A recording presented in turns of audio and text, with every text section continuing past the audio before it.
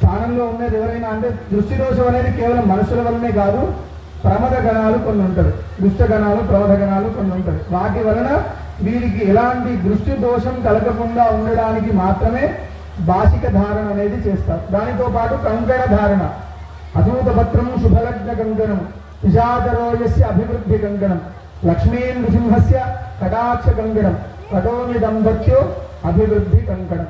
కంకణం ఏంటంటే స్థలంలో ఉన్నటువంటి దోషాలు, సర్పాల నుంచి కలిగేటువంటి దోషాలు, కార్యక్రమం మొదలు పెట్టినప్పటి నుంచి మధ్యలో ఏదైనా అశుచి కానీ మైల కానీ ఏమన్నా వస్తే వాటి వలన కలిగేటువంటి దోషాలు వారికి ఉండకూడదని కారణం చేత, ఒకే ఒక కారణం చేత కంకణ ధారణము, కంకణము అనేది కట్టడం అనేది జరుగుతుంది.